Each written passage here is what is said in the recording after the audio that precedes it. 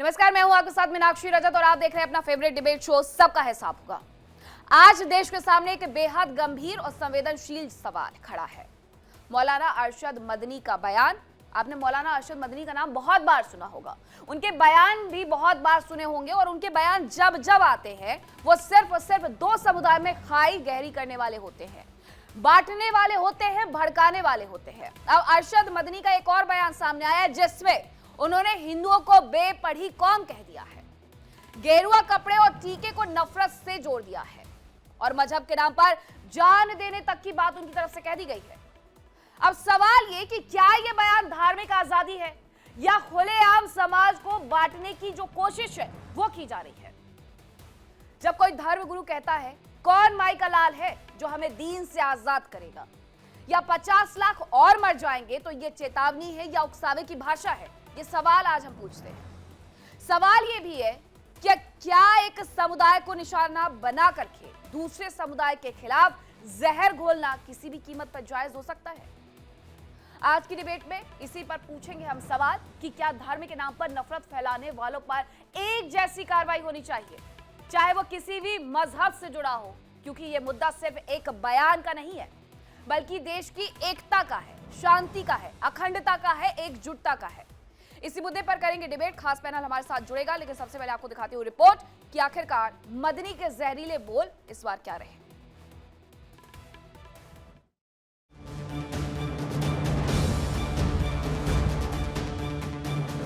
देश की फिजा एक बार फिर गर्मा गई है। एक बार फिर मौलाना अरशद मदनी के बयान ने देश की सियासत और सामाजिक ताने बाने में आग लगा दी है। हिंदुओं पर आपत्तिजनक टिप्पणी, धार्मिक पहचान के नाम पर चुनौती और मजहब के लिए जान देने की बात। सवाल है, ये बयान समाज को जोड़ेंगे या फिर और तोड़ेंगे? उन्होंने आरोप लगाया कि कुछ लोग गेरुआ कपड़े और माथे पर टीका लगाकर नफरत फैला रहे हैं। इतना ही नहीं, घर वापसी की बात करने वालों पर भी मदनी ने तीखा हमला बोला है और दावा किया है कि मजहब को निशाना बनाकर हिंदू स्टेट बनाने की कोशिशें हो रही है।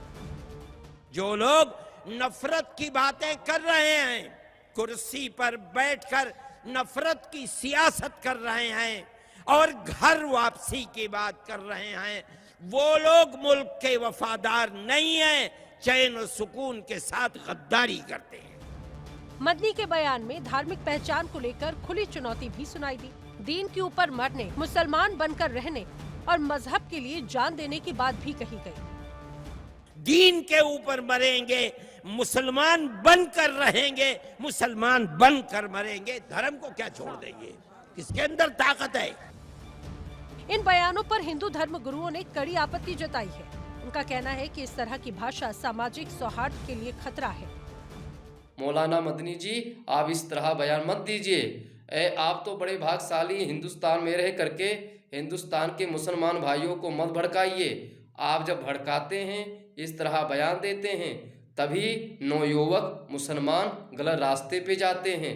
आपको तो सही शिक्षा देनी चाहिए और आप मौलाना हो करके उल्टा सीधा शिक्षा दे रहे हैं, या गलत है। वही मुस्लिम स्कॉलर का कहना है कि किसी भी धर्म गुरु को नफरत भरी भाषा से बचना चाहिए और बयानबाजी में जिम्मेदारी जरूरी है। मौलाना महमूद मदनी साहब इस तरह की बातें करके, नफरत भरी बातें करके मुसलमानों को डराना चाहते हैं, खौफ में मुब्तला करना चाहते हैं। वो बुजुर्ग आलिम दीन है, मजहबी रहनुमा है, तो उनको अपनी गरिमा का ख्याल रखते हुए तमाम बातें कहना चाहिए। बयान सामने है, प्रतिक्रियाएं भी तेज है। अब सवाल यह है, क्या नफरत भरी भाषा पर कार्रवाई होगी या फिर ऐसे बयान देश की एकता पर हर बार इसी तरह से चोट करते रहेंगे? Bureau report, India daily.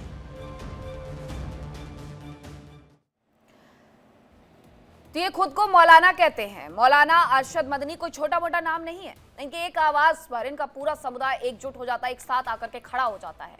आपने उस जगह की तस्वीरें देखी जहां पर मौलाना अरशद मदनी की तरफ से ये बयान दिया गया कि कौन माई का लाल है, ये उनके शब्द हैं। और फिर इसके बाद ये बात करते हैं भाईचारे की, हिंदू मुस्लिम एकता की, गंगा जमनी तहजीब की। लेकिन इनकी जो भाषा है, इनके जो बोल है, इनके जो शब्द है, वो आपने सुने? जरा गौर से सुनिएगा कि क्या इनकी तरफ से कहा गया है। ये बेपढ़ी कौम कहने के साथ साथ ये कहते हैं कि लोगों को एकजुट हो जाना है, 20 करोड़ लोगों को संघर्ष करना है। जिहाद के लिए भी इनकी तरफ से ही बयान आया था, जो ये कह रहे थे कि हम जिहाद करेंगे।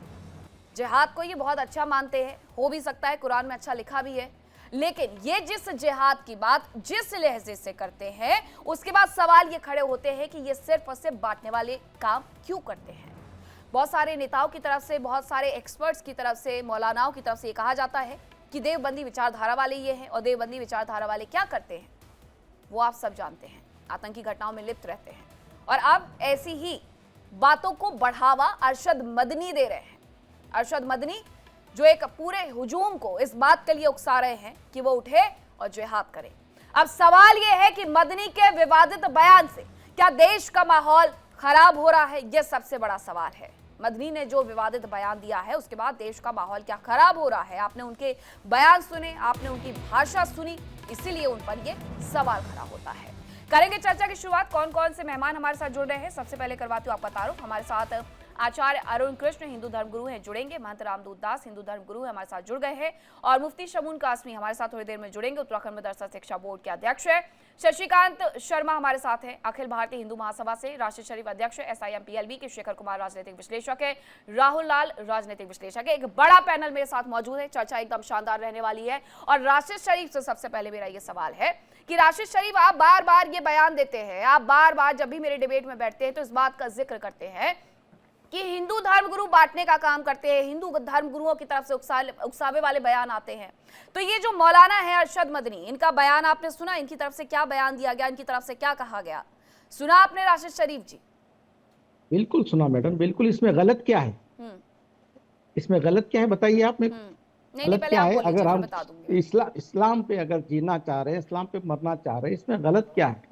अगर कोई घर वापसी बोल के अगर इस तरीके की प्रोपेगेंडा करता है, अरशद मदनी साहब का जो बयान है ना मैडम, हिंदू राष्ट्र, हिंदुत्व, इस तरीके के जो घर वापसी, हिजाब, अवैध मकानात, अवैध मंदिरा, अवैध मसाजिद, अवैध मदरसे, ये चीजों की पे नहीं है। उनका जो बयान है कि भाई उनके इस्लाम के बारे में बात कर रहे हो, उनको हिंदुओं से नफरत की बात नहीं कर रहे हो। अगर कोई इस तरीके की हरकत करता है तो वो गलत है बोल रहे हो। भगवा अगर कोई ड्रेस पहन के इस तरीके से श्री जय श्री राम बोल के किसी को मारता है तो वो गलत है। अगर किसी की जान लेता है तो वो भी गलत है।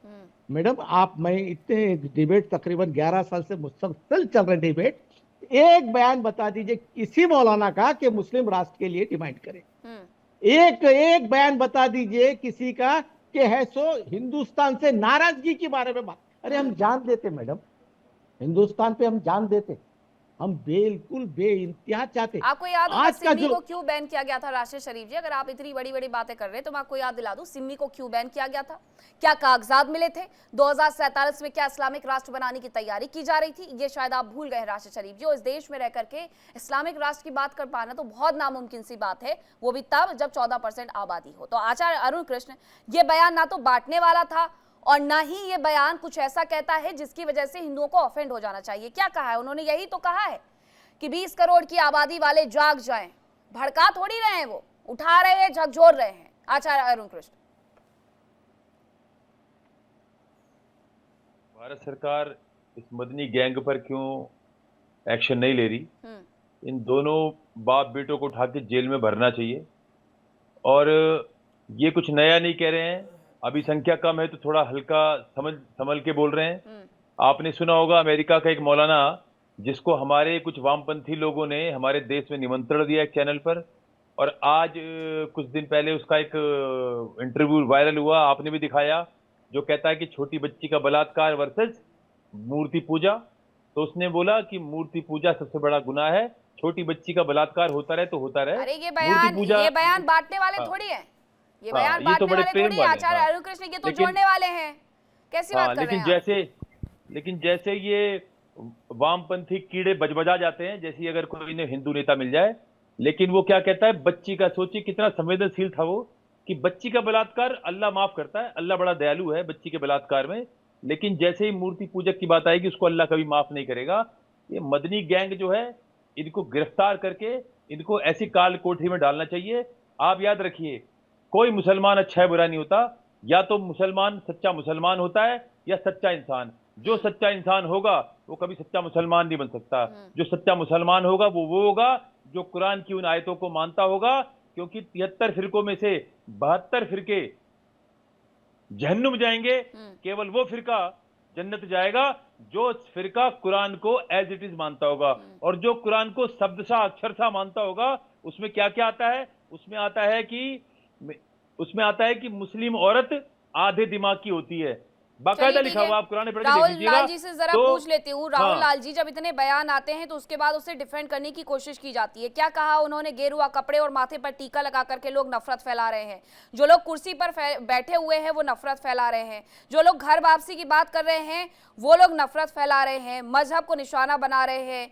तो ये मुझे एक बात समझ में नहीं आती, मौलाना अरशद मदनी, क्या राहुल लाल ये भूल जाते हैं कि यही देश है जहां पर लव जिहाद की घटनाएं होती हैं, जहां पर ये इस तरीके से जो भड़काने वाले बयान हैं वो दिए जाते हैं? आपको याद होगा इस तरीके के जो बयान है वो किसी एक मौलाना की तरफ से नहीं दी गए हैं, इल्तिजा मुफ्ती की तरफ से इस तरीके के बयान आते हैं। इसके बाद पीडीपी के एक और नेता है महबूबा मुफ्ती, जो आजकल संरक्षण कर रही है उस पार्टी का, उनकी तरफ से बयान आते हैं, लिंचिस्तान वाले बयान आते हैं, देश को बांटने वाले बयान आते हैं।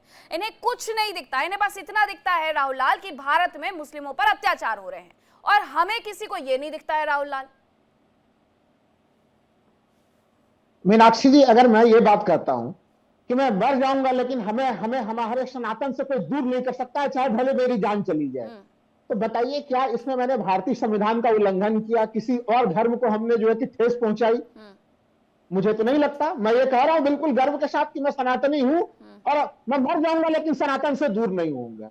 अगर यही बात मौलाना मदनी कहते हैं कि मैं मर जाऊंगा लेकिन हमें दीन से कोई दूर नहीं कर सकता, चाहे लाख बार हमें कोई मार दे, तो वो हमारे भारतीय संविधान के अनुच्छेद 25, 26, 27, 28 वो हमारा संविधान अधिकार दे रहा है। आज अगर वो ये चीज बोल रहे हैं वो हमारे संविधान ने जो विशिष्ट शक्तियां प्रदान की है, और वो हम हिंदू भाई सबको, सभी धर्म के लोगों को वो शक्तियां मिली हुई है यहाँ पे।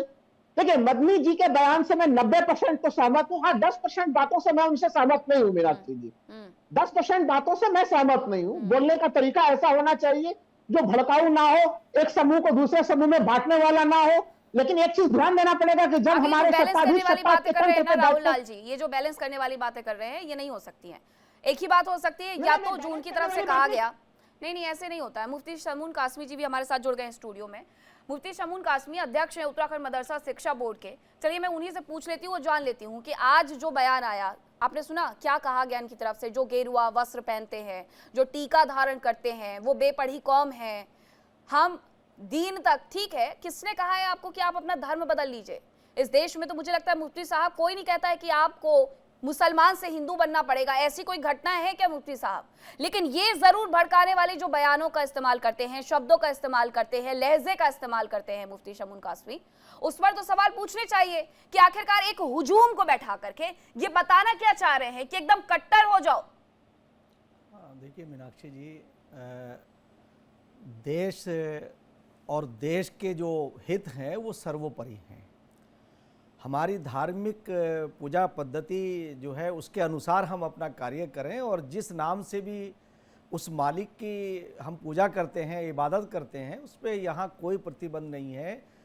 आपको संविधान ने आपको अधिकार दिया है, इसी संविधान ने आपको अधिकार दिया है।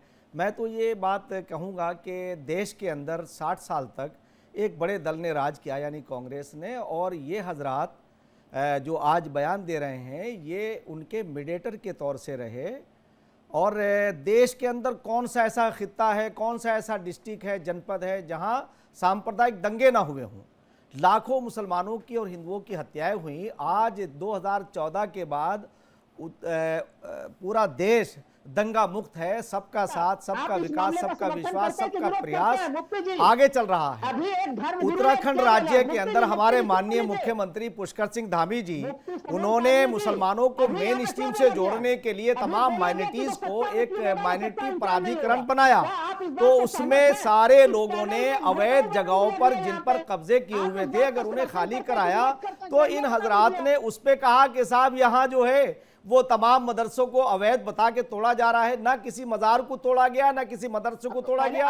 हमारे मुख्यमंत्री पुष्कर सिंह धामी जी ने उत्तराखंड के अंदर एक नई मिसाल कायम की कि तमाम माइनॉरिटीज के लिए माइनॉरिटी शैक्षिक आयोग बनाकर के सबको गुणवत्तापूर्ण एजुकेशन देने का फैसला किया। और ये देश के प्रधानमंत्री श्री नरेंद्र मोदी जी का वो विजन है कि सबके साथ, सबका साथ, सबका विकास, सबका विश्वास, सबका प्रयास।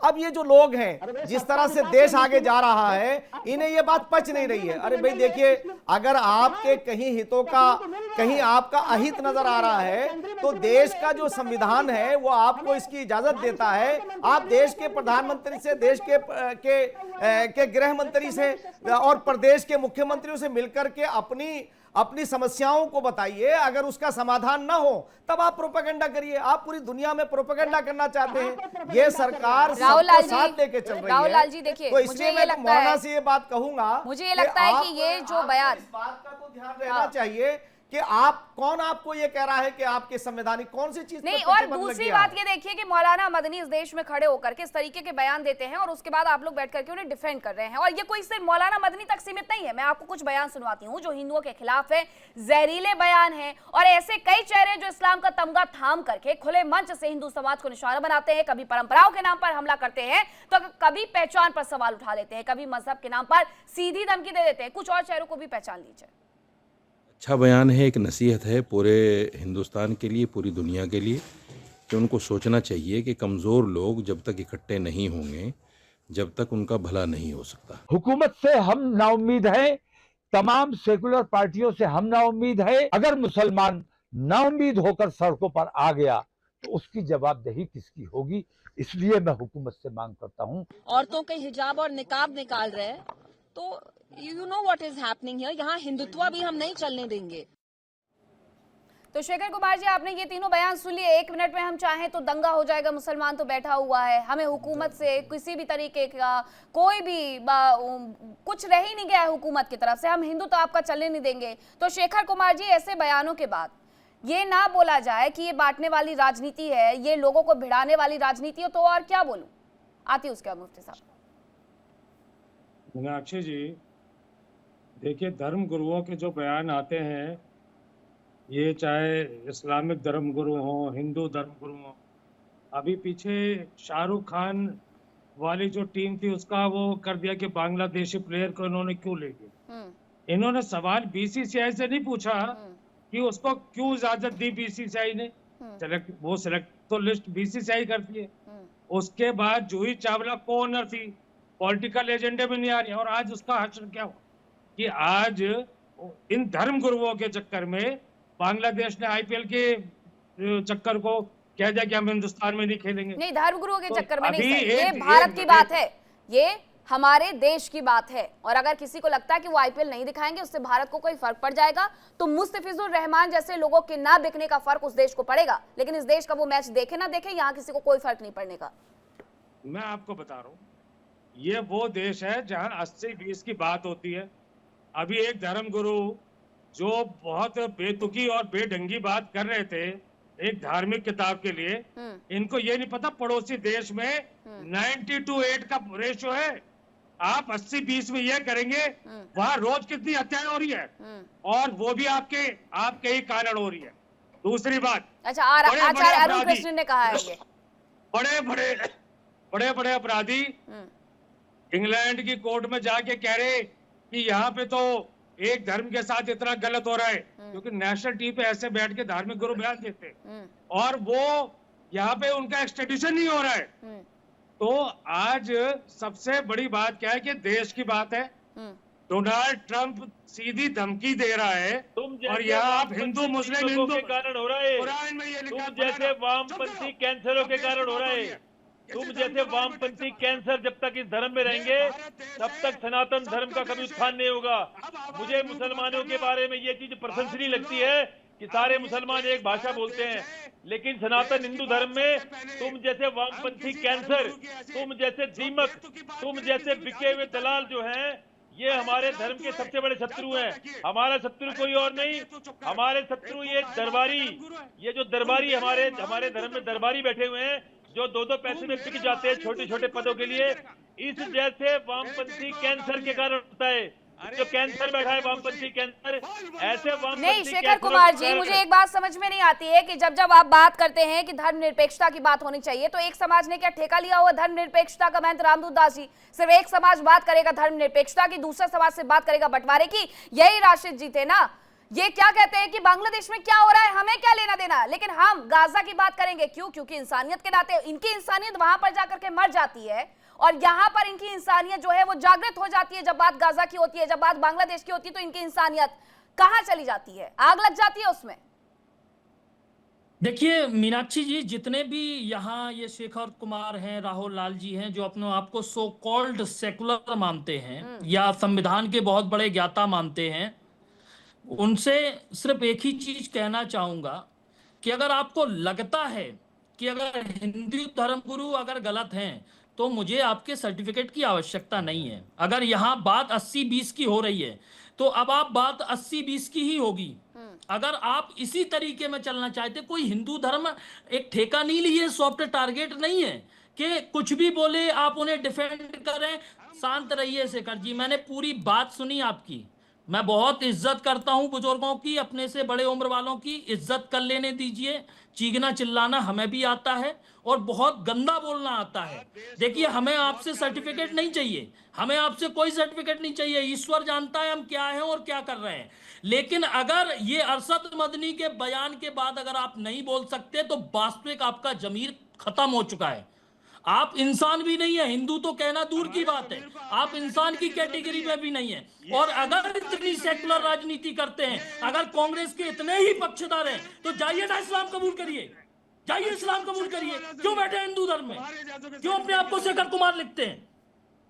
और दूसरी बात, अगर यहाँ बात यही हो रही है कि हिंदू और मुस्लिम ही करना है सबको, तो अब अगर कोई हिंदू धर्मगुरु खुले मन से ये कहे कि 80% जागे और ढूंढ ढूंढ के ऐसा करे, तो फिर आपको बोलने का कोई हक नहीं बनता। यहाँ गंगा जमनी तहजीब, हिंदू मुस्लिम भाईचारा सिर्फ एक स्लोगन बचे हैं और अब हिंदुत्व कोई सॉफ्ट टारगेट नहीं है। हिंदुस्तान में बस इतनी जगह रह गई है कि आप हिंदुओं के बारे में कुछ भी बोलते रहिए और आपसे कोई सवाल भी ना पूछे। आप गेरुआ कपड़े और माथे पर टीका लगा करके नफरत फैलाने वाले लोगों को बताते रहिए और हम सब बैठ करके सुनते रहे। शशिकांत शर्मा जी, हमारे यहाँ 13 अखाड़े हैं हिंदुओं में, और वो 13 अखाड़ों में ये जो गेरुआ वस्त्र धारण करके बैठते हैं, कुछ वैष्णव अखाड़ों को हम छोड़ दें, और उसके अलावा हमारे उत्तर प्रदेश के मुख्यमंत्री योगी आदित्यनाथ गेरुआ वस्त्र धारण करते हैं, तो ये सब अनपढ़ हैं, ये सब जातियों में लोगों को बांटने वाले हैं, ये इनके जो बयान आते हैं ये नफरत फैलाने वाले हैं। ये लोग क्या ये करते हैं देश में, या देश को एक साथ जोड़ करके रखने वाली बातें करते हैं? बताइए जरा। जाकिर नायक एक भगोड़ा, वो भाषा जो है मदरी की जो भाषा है, मिली जुली भाषा है।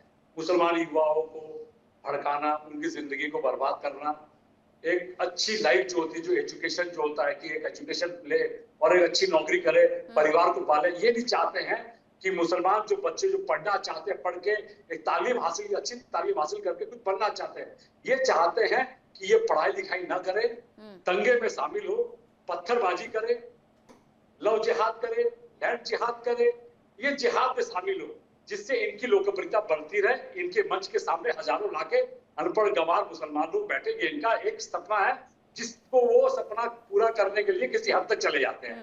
किंतु इनको मालूम है ये हिंदुस्तान है, यहाँ इस तरह की बातें नहीं चलेगी। हिंदुस्तान के मुसलमान बहुत समझदार है और इन्होंने जिस तरह की बातें की हैं कि हिंदुस्तान में हिंदुओं का सफाया कर देंगे, फलाना कर देंगे, नहीं। और ये उनके कोई पहले बयान नहीं है। राशिद शरीफ जी, अगर मैं पुराने बयानों का जिक्र करूं, आपको इस बयान में शायद कुछ भी गलत नहीं लगा है, लेकिन वो तो जो यूनिवर्सिटी थी जहां से ये डॉक्टर निकले थे, उस यूनिवर्सिटी के चांसलर के पक्ष में भी वो बोल देते हैं कि वो मुस्लिम थे इसलिए उन्हें निशाना बनाया गया। मतलब इस देश में अगर कोई किसी गलत गतिविधियों में लिप्त है तो उसे इसलिए निशाना नहीं बनाना चाहिए, उससे इसलिए सवाल नहीं पूछना चाहिए क्योंकि उसका धर्म जो है वो इस्लाम है ना राशिद शरीफ जी? वो ये कहते हैं कि जिहाद करेंगे, वो ये कहते हैं कि मर जाएंगे लेकिन वंदे मातरम नहीं गाएंगे। इतने ऐसे बयान देते हैं वो, और उसके बाद खुद जाकर के एक जगह चुपचाप बैठ जाते हैं और अपने मुंह से उनकी तरफ से कोई भी नहीं आता। अगर उनसे बोला जाए टीवी डिबेट में जुड़िए, आपने जो बयान दिया है उस पर आकर के आप अपनी बात रखिए, कभी वो नहीं आएंगे क्योंकि उन्हें पता है कि उनके एक एक बयान को यहाँ पर छील करके रख दिया जाएगा। उन्हें नहीं चाहिए ये राशिद शरीफ जी, उन्होंने जो कह दिया और उसके बाद आप लोगों को लड़ने के लिए छोड़ दिया। नहीं, मैं ये हमारे शेखर जी से और राहुल जी से बोलना चाहूंगा, सर प्लीज सच्चाई पे मत जाओ सर, प्लीज। जो दुनिया देख रही है, आप लोग देख रहे हैं, वो बोलो मत सर, प्लीज। जो चल रहा हमारे साथ होने दो सर। अच्छा, आपके साथ ऐसा क्या चल रहा है राशिद शरीफ एक जी? सेकंड सुनो यार, क्या चल रहा है आपके साथ, ऐसा बताइए। अरे सुनिए, सब अरे देख रहे हैं सर लोग। सुनिए नहीं, ये बताइए। भी हमारे राहुल सर जी भी बताना हिंदू पड़ता है ना, क्या चल रहा है आपके साथ, क्या चल रहा है राशिद शरीफ जी आपके साथ, मुझे बताइए। मैं आपके दर्द को साझा कर देती हूँ अपने टीवी चैनल के माध्यम से, बताइए मुझे क्या चल रहा है आपके साथ। तो मैं दोनों से रिक्वेस्ट, जो चलना चलने दीजिए सर। जिस तरीके से हिंदू राष्ट्र की बात करी, ये बताते नहीं। जिस तरीके से योगी जी बोलते कि यहाँ अब कोई अदा की आवाज आ रही, यहाँ पे इतना बड़ा काम करा मैं, कोई रोड पे अब नमाज पढ़ रहा है, राशिद शरीफ जी आप कैसे इतना लाता झूठ मारा बोलते मैं। हैं, अरे आप इतना झूठ बोलते हैं राशिद शरीफ जी, आपको अपने कहे हुए लफ्जों पर जरा गौर फरमाना चाहिए कि उत्तर प्रदेश के मुख्यमंत्री योगी आदित्यनाथ ने अगर अजान की आवाज कम करवाई है तो मंदिरों में लगे हुए हनुमान चालीसा की भी आवाज कम करवाई है। झूठे हैं आप राशिद शरीफ जी, झूठे बयान देते हैं आप, और उसके बाद ये कह रहे हैं कि हमारे साथ जो हो रहा है, इनके साथ मैं बताऊं क्या हो रहा है, इनके साथ शगुन योजना लाई जा रही है ताकि इनकी बेटियों के ब्याह हो सके। इनके साथ वो योजनाएं लेकर के आ रहे हैं, उस्ताद योजनाएं लेकर के आ रहे हैं। इनके साथ वजीफा में जो पैसे हैं वो बढ़ाए जा रहे हैं। इनके साथ ये जो हज पर नहीं जा पा रहे थे, जो औरतें हज पर नहीं जा पा रही थी, उन्हें अकेले हज पर भेजने की व्यवस्था की जा रही है, ये हो रहा है। इनके साथ ये हो रहा है मुफ्ती शमून कासमी जी कि अगर किसी मदरसे के नाम पर झूठा पैसा लिया जा रहा था और उसका पैसे का इंतजाम अन्य ऐसी गतिविधियों में किया जा रहा था जो देश के लिए खतरा है, तो उनको बंद किया जा रहा है। ये हो रहा है इनके साथ, और इन्हें दर्द हो रहा है कि आखिरकार अभी तक आप चिल्ला सकते थे, चीख सकते थे, गलत बातों पर आप पथराव कर सकते थे, अब वो नहीं कर पा रहे हैं मुफ्ती शमून कासमी, इसलिए इन्हें ये दर्द सता रहा है। हाँ मीनाक्षी जी देखिए, आप मैं जो सच्चाइयाँ हैं वो सामने हैं। अब जैसे सबसे ज़्यादा उत्तराखंड के बारे में ये लोग बात करते हैं। उत्तराखंड की मैं सच्चाई बताऊं कि हमारे माननीय मुख्यमंत्री पुष्कर सिंह धामी जी ने उन इलीगल मज़ारों को हटाया जिनमें कोई अवशेष नहीं था, कोई भी उनमें ऐसा सबूत नहीं था, बल्कि कीमती ज़मीनों पर जहां मज़ार बना लिए या मदरसे बना दिए, उन्हें हटाना तो वो राज्य की संपत्ति है, वो मौलिक अधिकार है राज्य के नागरिकों का। अब आप ये देखिए, उसके बाद हमारे मदरसों को आधुनिक एजुकेशन से जोड़ा, और आज हमारे माननीय मुख्यमंत्री पुष्कर सिंह धामी जी ने एक बड़ा काम अंजाम दिया कि 6 माइनॉरिटी सिख, ईसाई, मुस्लिम, बौद्ध, पारसी, जैन, उनका एक माइनॉरिटी शैक्षिक आयोग बना करके उस पे उन बच्चों को गुणवत्तापूर्ण एजुकेशन देने का फैसला किया। तो इससे क्या होगा मीनाक्षी जी, मैं आपको वही बात पूरी कर रहा हूँ, इससे ये होगा, अभी शर्मा जी ने कहा कि उन बच्चों को गुणवत्तापूर्ण एजुकेशन इसलिए नहीं देना चाहते ये कि वो ताकि मेन स्ट्रीम से ना जुड़े, वो इनका वोट बैंक बने रहे।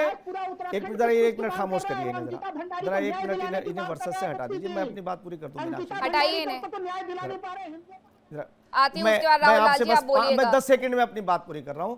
दरअसल इनका मंशा यही है कि ये अनपढ़ रहे, इनका वोट बैंक बना रहे। अब आप बताइए कि 2014 के बाद 50 से ज्यादा बच्चे यूपीएससी से जुड़ रहे हैं, राष्ट्रवाद से जुड़ रहे हैं, नीट में आ रहे हैं और हर कंपटीशन में आ रहे हैं, बगैर किसी भेदभाव के सबको न्याय मिल रहा है, सबका साथ, सबका विकास, सबका विश्वास, सबका प्रयास। और मैं मीनाक्षी जी एक बात और कहना चाहता हूं, मैं इन्हें सबको कहना चाहता हूं कि उत्तराखंड राज्य के अंदर आए और किसी जगह एक इलीगल, जहां इलीगली किसी पर कार्रवाई हुई, किसी एक जगह बता दीजिए, फिर मैं आपकी बात मानूंगा कि आप अच्छे लोग हैं, इसलिए प्रोपेगेंडा मत करिए, मुसलमानों को मेन स्ट्रीम से जुड़ने दीजिए। आपने 60 साल तक कांग्रेस की मीडिएटरशिप की है। मैं मौलाना से बड़े अदब के साथ कह रहा हूं कि आप देखिए कि आज पूरा भारत दंगा मुक्त है, किसी एक की भी हत्या नहीं होनी चाहिए, लिंचिंग नहीं होनी चाहिए, हिंदू हो या मुसलमान हो। अगर भारत के अंदर किसी की होती है और आज बांग्लादेश के अंदर हो रही है, ये हमें सबको उठ के खड़ा होना चाहिए। हमारे दूध रिश्ते हैं। मैं मीनाक्षी एक बात कहकर खत्म कर रहा हूं, मैं ये कहना चाहता हूं वसुधैव कुटुंबकम। मैंने कल स्वामी रामदेव जी की यहाँ एक कुरान की एक आयत पढ़ी थी, या अय्युहन्नास इन्ना खलकनाकुम मिन ज़करिन व उन्सा। ऐ लोगों, हमारे दूध और खून के रिश्ते हैं, और इस दूध और खून के रिश्ते की पवित्रता की बात आरएसएस करती है, जिससे आप डराते हैं, भाजपा से डराते हैं। आप को बताइए, आप वहां कैसे आयत पढ़ाए?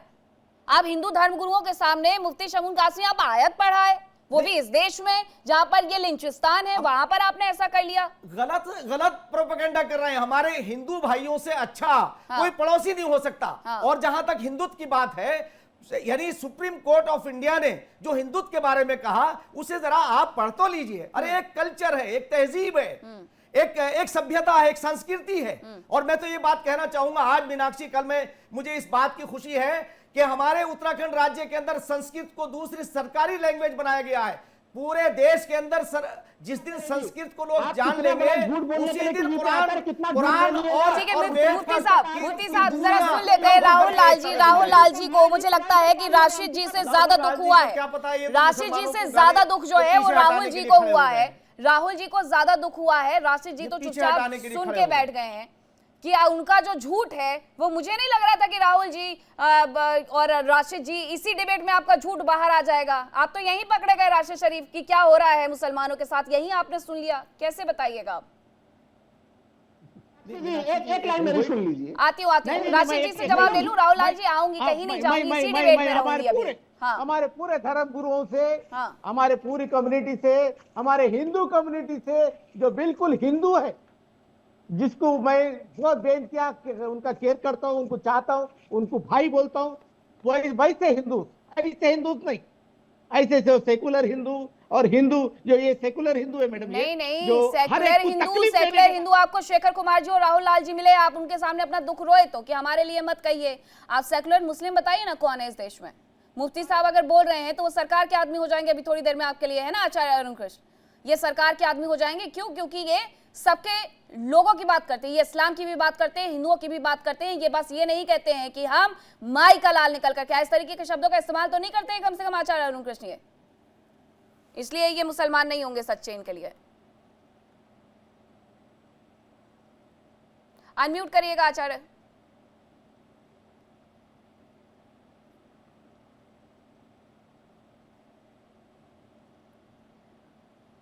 अनम्यूट नहीं हुआ है आचार्य। आप मुझे सुन सकते हैं? जी जी। देखिए, मुफ्ती समूल कासमी जी हैं, हमारे लिए बड़े सम्मानित हैं, हम इनको बहुत सम्मान करते हैं। अरे ये कहाँ से आ गए? ये शरीफहीन कहाँ से आ गए? शरीफहीन, अरे भाई शरीफहीन कहाँ से आ गए? शरीफ कहाँ से आ गए? हम शरीफ तो आप लगते नहीं कहीं से। सर मैं आपके बारे में नहीं बोला। अरे तो मैं कुछ और बोल रहा हूँ, मैं तो आपकी मेरा टर्म बोलने का था, मुझे तो बोलने दो। नहीं तो मैंने भी तो कुछ उठपटांग नहीं बोला आपको। अरे मैं कह रहा हूँ मेरी बारी है, मेरा अवसर बोलने का, मुझे बोलने दीजिए। भाई एक बात बताइए, आरिफ मोहम्मद जो है बिहार के गवर्नर, उन्होंने कहा कि जो दारुल उलूम देवबंद है मदनी का, जो वहां पर जो दीन की दावत, जो जिहाद पढ़ाया जाता है, अगर आप मदनी की पुस्तकें दारुल देवबंद की पढ़ के देखोगे तो वो पूरी तरह से भारत के खिलाफ, हिंदुओं के खिलाफ जिहाद पढ़ाता है। दारुल देवबंद की बात कर रहा हूं मैं, इसी मदनी के जो गैंग की। लेकिन क्योंकि मुसलमान के जहन में केवल और केवल जिहाद है, अभी कुछ संख्या कम है तो ये अच्छी कुछ लोग बातें करते हैं, लेकिन जो भी मुसलमान, यदि एक मुसलमान भी राष्ट्र के साथ खड़ा मिलेगा, जैसे हमारे मुफ्ती कासमी जी हैं, तो मुसलमान इनका बाइकआउट करते हैं, ये खुद इनके साथ खड़े नहीं होते। ऐसे मुसलमान केवल सरकार का सहयोग बेसिक मिल जाए, मुसलमान ऐसे मुसलमानों के साथ कभी खड़े नहीं होंगे जो मुसलमान कभी राष्ट्र की बात करता हो। क्योंकि सच्चा मुसलमान वही है जो मूर्ति पूजकों को मारे, जो मूर्ति की पूजकों से नफरत करे। जैसे शरीफ है जो बैठे हुए हैं, ये खुद मूर्ति पूजकों से नफरत करते हैं, क्योंकि कुरान में ये लिखा हुआ है 9.5 में। अच्छा देखिए, मैं ये बात बोलता था तो लोग कहते थे नफरत फैलाता है ये बाबा, लेकिन इनके मौलवी पूरी दुनिया से आके क्या बोल रहे हैं कि बच्चे के साथ बलात्कार कर लो लेकिन मूर्ति पूजक को मानो। अभी एक सैमुअल करके एक जिहादी है नया मौलाना उतरा है, बोला तो था मुफ्ती यासिर ने, देश के शरिया कोई नहीं, देश को एक मौलाना नया उतरा है अभी, उसने ये बोला है कि हम शरीयत को लगाएंगे देश में, हम देश के संविधान को नहीं मानेंगे। आपने भी सुना होगा एक नया जिहादी कीड़ा मार्केट में आया है, समील नाम है उसका, जिसको एक बड़े चैनल ने अपना स्पेस दिया। उसने बकायदा के चैनल पे बोला, बकायदा राष्ट्रीय प्लेटफॉर्म पे बोला कि हम शरीयत को लेके आएंगे, संविधान को नहीं मानेंगे। लेकिन जितने भी वामपंथी कीड़े हैं, ये वामपंथी कैंसर ने कोई विरोध नहीं किया। अभी जेएनयू के अंदर भारत के प्रधानमंत्री को मारने की उनको तेरी कब्र खुदेगी, मोदी तेरी कब्र खुदेगी, अमित शाह तेरी कब्र खुदेगी, कुछ वामपंथी कीड़े बोल रहे थे। लेकिन ये वामपंथी कीड़ों के जो ये दरबारी हैं, इन दरबारियों ने उन जेएनयू के वामपंथी कीड़ों का बिल्कुल विरोध नहीं किया, क्योंकि वामपंथी कीड़े, ये जो वामपंथी कैंसर है इस देश के अंदर, ये भी उतने खतरनाक है जितना कि जिहाद खतरनाक है इस देश के लिए। लेकिन याद रखे वामपंथी कीड़ों, तुम्हें भी मसला जाएगा, चाहे हम मसले, चाहे राहुल लाल जी, आप चिंता मत करिए। इसी देश में देवबंद कब बैन कर दिया जाएगा ना, आप लोग फिर भी रोते रहेंगे। मैं आपको बता रही हूँ, लिख करके आप मुझसे ले लीजिए कि आने वाले वक्त में देवबंद अगर बैन ना हो गया तो इस देश में और कुछ नहीं चलेगा। राहुल लाल जी, ये व्यक्ति जिसके बारे में आप इतना उत्साहित हो रहे हैं, अरशद मदनी, जिनका हम वीडियो दिखा रहे हैं, अल-फलाह यूनिवर्सिटी के चांसलर को लेकर के भी तो उन्होंने यही बयान दिया था कि वो मुस्लिम है, इसलिए वहां पर निशाने साधे जा रहे हैं। मुस्लिम चांसलर हैं, यहाँ पर कोई मुस्लिम चांसलर नहीं हो सकता है। हर चीज में धर्म घुसाएंगे, ये धर्म को लेकर के आएंगे ये, और उसके बाद आप ये कहेंगे कि धर्म निरपेक्षता जो है वो सिर्फ एक समुदाय को लेकर के चलना है ना? राहुल लाल जी, बोल लीजिए अब आप। नहीं मीनाक्षी जी, हाँ बोलिए। बिल्कुल नहीं, ये मैंने नहीं कहा था। मैंने अभी आपने देवबंद को लेकर कहा कि देवबंद बंद करा दिया जाएगा। मैं बार बार कह रहा हूँ, अभी आपने देखा होगा कि विदेश मंत्रालय ने कुछ समय पहले देवबंद में किस प्रकार से रेड कारपेट बिछाया था, कहाँ के लिए? अफगानिस्तान के विदेश मंत्री आए में तो वो देवबंद। अरे तो आप तो राजनीतिक विश्लेषक हैं सर, आपको नहीं पता कूटनीति क्या होती है? राहुल लाल जी, आप राजनीतिक विश्लेषक हैं, आपको बहुत अच्छे से पता होगा कूटनीति क्या होती है। नहीं तो कूटनीति में आप उनको देवबंद ही लगाया। अरे आपको अगर देवबंद से इतनी नफरत है तो आप अफगानिस्तान के विदेश मंत्री के लिए आपने स्पेशल यात्रा का प्रावधान देवबंद में क्यों कराया आपने? क्या विदेश मंत्रालय से तमाम लोग माफी मंगवाएंगे? आतंकवादी को जिसने पॉइंट ब्लैंक से गोली मारी थी, एक थे डॉक्टर मौन सिंह ने उनको बाकायदा चाय पे बुलाया था। मौन सिंह ने यासीन मलिक नाम के आतंकवादी को, जिसने आतंकवादी यासीन मलिक नाम का आतंकवादी था, जिसने एयरफोर्स के सैनिकों को पॉइंट ब्लैंक गोलियां मारी, जो आतंकवाद में तल्लीन था, उसको चलिए राहुल लाल जी ने सवाल पूछा है, मुफ्ती साहब कुछ कह रहे हैं, मैं जरा उनको सुनवा देती हूँ। राहुल जी, आप उस पर उत्तेजित नहीं हुई। मैं वो उनका कहने का मंशा ये है कि अगर कोई गलत गतिविधियां होंगी उसके ऊपर प्रतिबंध होगा। मैं पहले आपको ये बता दूं कि जिन चीज़ों पर लोग सीधे साधे मुसलमानों को वर्गला रहे हैं वो वर्गलाना छोड़ें। अब अभी एक पिछले दिनों जैसे अभी आपने कहा कि विदेश मंत्री को बुलाया, ये देश की एक नहीं, वो कह रहे हैं कि देवबंद फॉरेन पॉलिसी है। वो उसमें और किसी देवबंद या बरेली या हरिद्वार या किसी उसका मसला नहीं। ये सरकार सबको साथ लेके चल रही है, सबका सम्मान करती है। देश के प्रधानमंत्री सबको इज्जत देते हैं, ऐसा नहीं है, सरकार सबका सम्मान करती है। आप अभी देखिए, जैसे गाय का मसला था कि एक मसला आया कि अल्लाह को कि कुरान में कौन सा रंग आया है, तो भगवा रंग के बारे में जो आया काला इन्नहु यकूलु, आपको मैं ये आयत जो है मैं बता रहा हूँ, काला इन्नहु यकूलु इन्नहा बकरतुन सफराउ फाकिउल लौनहा तसरुन नाज़िरीन। तो अब आपको बता, एक मिनट सुन लो जरा, अरे तुम्हारे लिए फायदे की चीज है। राहुल जी जरा मेरी पूरी सुन लीजिए। अरे मेरी सुन तो लीजिए एक बात। अच्छा, अरे एक पूरा सुन लो, तुम्हें काम की बात बता रहा हूं।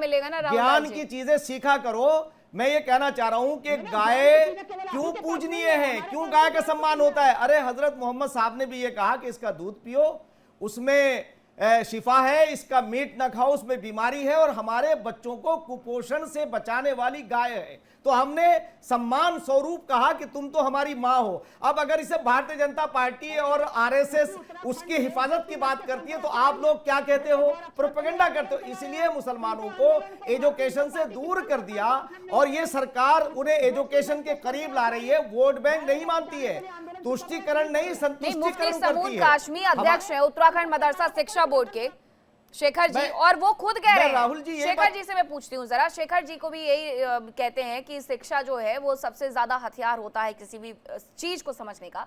तो मुफ्ती शमून कासमी तो अध्यक्ष उत्तराखंड मदरसा शिक्षा बोर्ड के, और वो खुद कह रहे हैं कि कौन अपनी कौम को शिक्षा से दूर कर रहा है। चाहते हैं कि इनके कौम के लोग पढ़े ना लिखे ना, ताकि अरशद मदनी जैसे बयान जो हैं वो आते रहें और भुनवाते रहें वो उसको। मेरा एक सवाल कासमी जी से है कि अभी कुरान शरीफ के बारे में और इस्लाम के बारे में अरुण कृष्णा ने जो कहा, आप सहमत हैं ना उनके बातों से? नहीं, उन्होंने कुरान शरीफ के बारे में बिल्कुल ठीक कहा ना उन्होंने। असल में क्या है, मैं आपको एक बात बता दूं शेखर जी। नहीं, असल में बताइए, सुनिए ना, फिर ठीक कहा या गलत कहा? अरे आप पूरा थोड़ा सा आप सुनकर अगर चुप रह गए तो आप शायद वही वाले हैं जो पाकिस्तान की ट्रेन छूट गई थी जिनकी। अब अभी मैं आपको बता रहा हूं, मैंने इसीलिए कुरान की आयत पढ़ी, आपने सुना? आला इन्नहु यक़ूलु, मैंने आपको पूरी आयत पढ़ के सुनाई कि उस गाय का रंग जर्द यानी पीला और जाफरानी होगा और उस वो रंग देखने से अच्छा लगता है आंखों को। अब आप जैसे आदमी ने व्याख्या की होगी तो उनके सामने वो व्याख्या आई, अब जैसी व्याख्या आई अगर बोला तो हम उसे ठीक करने का काम तो हमारा है ना, और हमारा जो प्रैक्टिकल है वो ठीक करता है। देखिए एक बात बताइए, दो चीजें होती है, एक थ्योरी और एक प्रैक्टिकल। अगर आज कम्युनिटी अपना प्रैक्टिकल ठीक नहीं करेगी तो ऐसे हालात बनेंगे। आप ये बताइए, जिसका जो जी चाहता है, अब एक दिन कुछ आप जैसे लोग बैठे थे, आपको तो मैं नहीं कह रहा हूं, उन्होंने क्या कहा, मैंने ये कहा कि ईश्वर कसम खा रहे हैं पहाड़ों की, नदियों की और पेड़ पौधों की, व तीनी व जैतूनी व तूरी सीनीन व हाजल बलदिल अमीन। तो वो तीन मौलवी नुमा इस्लामिक टैग लगाए बैठे थे, वो इनकार करने लगे। अब क्या करें आपका, जब आप उसकी व्याख्या गलत कर रहे हैं। इसलिए आपसे कहना चाहता हूं मैं कि आज मुसलमानों को अपनी थ्योरी के साथ साथ प्रैक्टिकल दिखाना पड़ेगा। अगर आप किसी का गला काटेंगे, आप क्या ये इस्लाम ने बताया है? आप किसी का गला काटेंगे, कहां कहा फमन कतला नफ्सन बिगैरि हक़्क़िन व फसादिन फिल अर्ज़, जिसने किसी एक इंसान का कत्ल कर दिया ऐसा जैसे सारी इंसानियत को कत्ल कर दिया। आपने पढ़ा वो कुरान? ये कौन सा कुरान ला करके सामने रख रहे हैं? मुझे अफसोस इसी बात का। आप बताइए, देश के अंदर संविधान चल रहा है, आप बताएं कि 2014 के बाद कहां दंगा हुआ है? हजारों लाखों मुसलमानों की और हिंदुओं की हत्याएं हुई हैं। 25 लाख मुसलमान 1947 से लेकर 2014 से पहले तक यहां फसादों में खत्म किए गए हैं, और कांग्रेस के कार्यकाल के अंदर जिसके ये मीडिएटर थे। आज देश के अंदर अगर संवैधानिक प्रक्रियाएं चल रही हैं, सबको बराबरी का अधिकार मिल रहा है, तो इन्हें परेशानी हो रही है। सिर्फ इसलिए परेशानी हो रही है कि भारतीय जनता पार्टी का प्रधानमंत्री नहीं बल्कि देश का प्रधानमंत्री सबको साथ लेके चल रहा है। नहीं, उन्हें इस बात से दिक्कत हो रही है। पूरी दुनिया हमारी तरफ टेढ़ी नजर करके देख रही है। आज अगर सीधा करने की जरूरत है, आज देश के प्रधानमंत्री को जैसे वो 140 करोड़ की बात करते हैं, मुफ्ती शमूल कासमी, एक वक्त था जब कश्मीर में जुम्मे के दिन कश्मीर में, ठीक है, मुफ्ती शमूल कासमी, एक वक्त था जब जुम्मे के दिन कश्मीर में स्टोन पेल्टिंग होती थी, पत्थरबाजी हुआ करती थी, महंत रामदूत दास जी, वो वक्त अच्छा लगता था क्योंकि वहां पर मुसलमान व्यस्त थे, वहां पर बाकी पार्टियों की जो विचारधारा था उसके फैलाने में ये लोग व्यस्त थे, इसलिए ये अच्छा लग रहा था। अब ये पार्टियों की विचारधारा धरी की धरी रह गई। मौलानाओं की विचारधारा को सुनने के लिए थोड़े से लोग जो हुजूम के तौर पर इकट्ठे हुए हैं, उन तक ये कुछ चीजें पहुंचा देंगे, कुछ नहीं पहुंचा पाएंगे। तो इन्हें इस बात का महंत रामदूत दास जी कष्ट हो रहा है कि अगर इनकी बातें सुनने वाला, इनकी नफरती बोल सुनने वाला इस देश में पढ़ लिख गया तो फिर ये करेंगे क्या? इनका काम ही क्या रह जाएगा फिर? देखिए मीनाक्षी जी, मुझे तो आज इतना अचंबा हो रहा है आज की इस चर्चा को सुन के। मैं एक प्रश्न पूछना चाहता हूं पूरे पैनल से और जो सुन रहे हैं आप सभी को, कि भारत में अभी भी 80% हिंदू हैं और 20% को लेके ये इतने सारे मदनी साहब ने इतने बड़े शब्द दे दिए। क्या ऐसा अफगानिस्तान, पाकिस्तान या ईरान, इराक, दुबई की मीडिया पर बैठ के, जहां हिंदू अल्पसंख्यक हैं, इस तरीके से कोई हिंदू पैनलिस्ट चर्चा कर सकता है जैसा पक्ष हमारे राहुल लाल जी या शेखर जी रख रहे हैं? दूसरा, एक बहुत बड़ी सोचने वाली बात है, शायद किसी ने गौर ना किया हो, शेखर जी ने अभी बातों बातों में एक बहुत बड़ी बात कह दी मौलाना साहब से, जो उत्तराखंड मदरसा बोर्ड के शिक्षा बोर्ड के अध्यक्ष है। इन्होंने कहा कि बोले जो आचार्य अरुण कृष्ण जी ने कहा आपने उसको सुन लिया तो क्या सह गए आप वही हैं जो पाकिस्तान वाली ट्रेन छूट गई थी। तो आप क्या इशारा करना चाहते हैं कि मौलाना साहब को हथियार उठा लेने चाहिए अगर कुरान के बारे में ऐसा कह दिया है? मतलब आप नफरती तंत्र को इस तरीके से भड़काने का प्रयास कर रहे हैं और इल्जाम हिंदू धर्म गुरुओं पर। और आप एक प्रश्न और पूछना चाहूंगा कि चलिए मौलाना साहब इस तरीके से कह के सुन भी गए, ये उनकी मानवता है। आप क्या सोचते हैं कि हिंदू पर जो रोज ऐसे बयानों के साथ लिंचिंग हो रही है 80% है, तो आपको क्या लगता है फिर तो आप ही की मनोभावनाओं को समझ के हिंदू को भी भड़क जाना चाहिए? फिर ये गृहयुद्ध की एक चेतावनी होगी शेखर साहब। सेक्युलरिटी अच्छी चीज है, संविधान की बात अच्छी चीज है, लेकिन ये देश वोट से, इसके बाद मेजॉरिटी से सरकारें बनाती है। यहाँ एक वोट से प्रधानमंत्री शेखर बन कुमार जी को जाता है, सुनवाइए। प्रधानमंत्री मिट भी जाता है। तो क्या 80% जो हिंदू है उनकी मेजोरिटी किसी काम की नहीं है? क्या अगर हिंदू सर्वे भवन्तु सुखना की परंपरा पे चल के सबको एक साथ लेके चलना चाहता है, तो आप ये भड़काऊ तरीके से क्या चाहते हैं कि गृह युद्ध हो, लोग कटे, या जो अफगानिस्तान या पाकिस्तान में हो रहा है, जो हिंदू घट के 1% पे आ गए, आप क्या चाहते हैं फिर यहाँ शरीयत का कानून लागू हो, संविधान खत्म हो जाए? मुझे समझ में नहीं आता कि दो तरफी बात होती है और सारी जिम्मेदारी हिंदुओं की। चलिए ठीक है, शेखर कुमार जी जवाब देंगे। देखिए ऐसा है, मैं पहला जो आपका जो पहला प्रश्न था उसका जवाब दे दूं। अफगानिस्तान, बांग्लादेश, पाकिस्तान मुस्लिम नेशन है, ये सेकुलर नेशन है। दूसरी बात, यहाँ पर जो भी बयान दिया जाता है वहाँ 8% को भुगतना पड़ रहा है। मुस्लिम नेशन क्यों? रोज खबरें आ रही है, रोज खबरें आ रही है।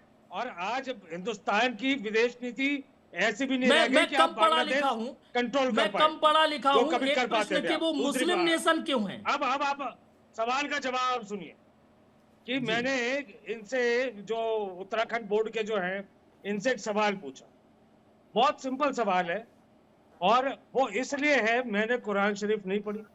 आचार्य अरुण कृष्णा जी ने बहुत गलत तरीके से कुरान के बारे में एक बात कही जो मुझे लगा गलत है। उस पर अगर कोई जवाब नहीं दे पाता है तो मैं क्या समझूं?